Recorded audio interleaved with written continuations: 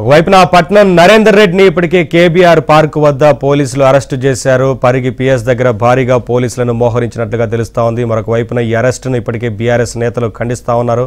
ఇదే అంశానికి సంబంధించి మరింత సమాచారం మా కరెస్పాండెంట్ సిద్ధార్థ లైవ్ ద్వారా అందిస్తారు. సిద్ధార్థ, ఒకవైపున ఈ అరెస్టుకు సంబంధించి బీఆర్ఎస్ నేతలు ఖండిస్తా ఉన్నారు. దానికి నరేందర్ రెడ్డికి ఏంటి సంబంధం అంటూ మాట్లాడుతూ ఉన్నారు. చాలా అంశాలకు సంబంధించి ఖండిస్తున్నారు. ఇటు కాంగ్రెస్ పార్టీ ఎలా రెస్పాండ్ అవుతుంది, ఏం చెప్తున్నారు కాంగ్రెస్ నేతలు? సిద్ధార్థ.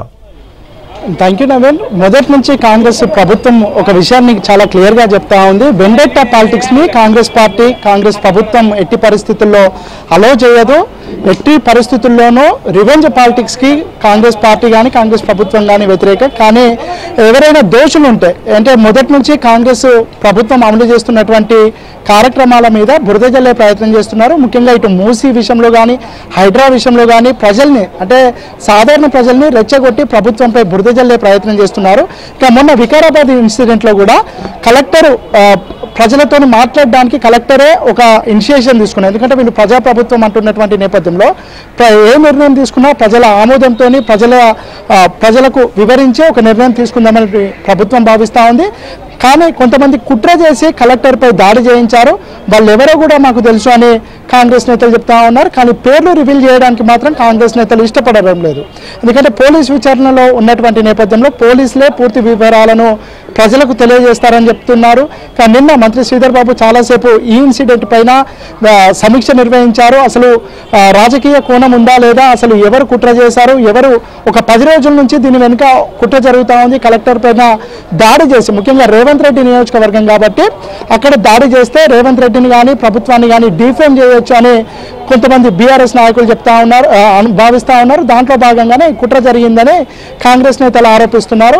ఇక ఈ దాడి చేసినటువంటి ఇప్పటికే బీఆర్ఎస్ నేతలందరూ ఒక్కొక్కరుగా మీడియా ముందుకు వచ్చి మాట్లాడుతున్నారు. ఈ దాడికి గానీ మాకు గానీ బీఆర్ఎస్ పార్టీకి గానీ ఆర్గనైజ్డ్ గా గానీ ఎక్కడా కూడా చేసింది లేదు, ఈ అరెస్ట్ ని ఖండిస్తున్నామంటూ వారు మాట్లాడడం మనం చూస్తున్నాం. ఏం చెప్తారు? కాంగ్రెస్ నాయకులు మాత్రం ఒక విషయాన్ని చాలా స్పష్టంగా చెప్తా ఉన్నారు. సురేష్ అనే వ్యక్తి దాడి చేశారు. ఈ దాడి చేసినటువంటి విషయాన్ని పోలీసులు డిస్క్లోజ్ చేశారు. ఈ దాడి చేసినటువంటి వ్యక్తి సురేష్ అనే వ్యక్తి ఈ ఇన్సిడెంట్ కంటే ముందు 42 సార్లు పట్నం నరేందర్ రెడ్డితో మాట్లాడినటువంటి ఆధారాలు పోలీసులు సేకరించారని చెప్తా ఉన్నారు. ఈ సురేష్ పట్నం నరేందర్ రెడ్డితో మాట్లాడగానే ఒక 6 సార్లు పట్నం నరేందర్ రెడ్డి కేటీఆర్కు కాల్ చేసి మాట్లాడినట్టు కూడా పోలీసులు తమకు ఇన్ఫర్మేషన్ ఇచ్చినట్లు కాంగ్రెస్ నేతలు చెప్తా ఉన్నారు. ఈ దాడికి 10 రోజుల ముందటి నుంచే కుట్ర జరుగుతూ ఉంది.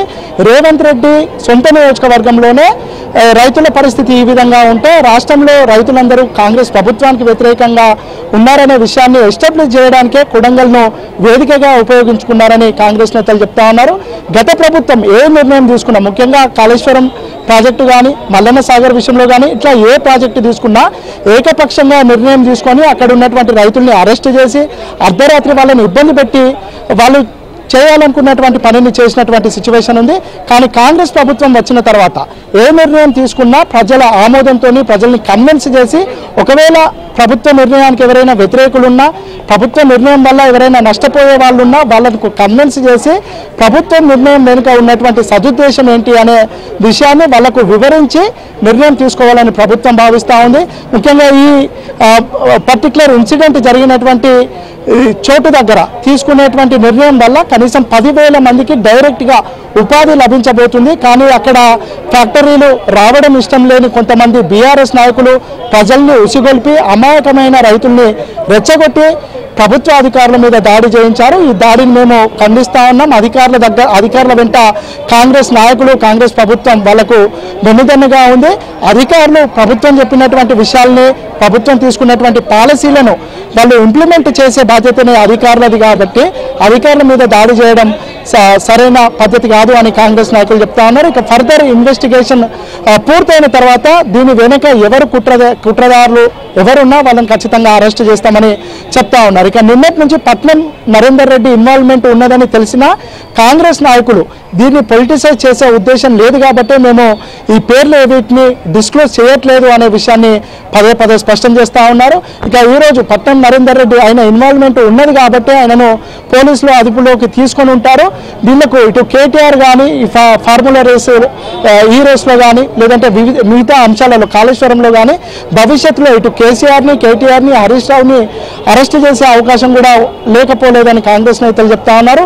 వీళ్ళని అరెస్ట్ చేసే సందర్భంలో వీళ్ళు తెలంగాణ కార్డును తీసుకొచ్చి తెలంగాణ ఉద్యమం పేరు చెప్పుకున్నాం, తెలంగాణ పట్ల కుట్ర జరుగుతుంది అని చెప్పడం సరైన పద్ధతి కాదు అని కూడా కాంగ్రెస్ నాయకులు చెప్తా ఉన్నారు. మొత్తానికైతే అధికారుల మీద జరిగినటువంటి దాడిని ఖండిస్తూనే అధికారులకు భరోసాగా ఉంటామని కాంగ్రెస్ నాయకులు చెప్తా ఉన్నారు. ఇక పర్టికులర్ ఇన్సిడెంట్ పైన వీరి వెనక 10 రోజుల క్రితమే దీనికి సంబంధించినటువంటి కుట్ర జరుగుతుంది. ఈ కుట్రదారులను ఖచ్చితంగా గుర్తిస్తాం, ఐడెంటిఫై చేస్తాం, వాళ్ళను ఖచ్చితంగా శిక్షిస్తామని కూడా కాంగ్రెస్ నేతలు చెప్తా ఉన్నారు. ఇక దాంతోపాటుగా గత ప్రభుత్వం చేసినట్టు మేము వెండెట్టా పాలిటిక్స్ చేసేది లేదు, కాంగ్రెస్ ప్రభుత్వం దీన్ని అలో చేయదు, కాంగ్రెస్ డిఎన్ఏ దీన్ని అలో చేయదు, ఎవరైతే తప్పు చేస్తారో వాళ్ళపైన శిక్షలు ఉంటాయి తప్ప రివెంజ్ పాలిటిక్స్కి కాంగ్రెస్ పార్టీ కానీ కాంగ్రెస్ ప్రభుత్వం కానీ చాలా వ్యతిరేకంగా ఉంటుందని, ఇవన్నీ వాళ్ళు తప్పు చేసిన వాళ్ళను శిక్షించే క్రమంలోనే పోలీస్ ఇన్వెస్టిగేషన్ జరుగుతుందని కాంగ్రెస్ నేతలు చెప్తా ఉన్నారు.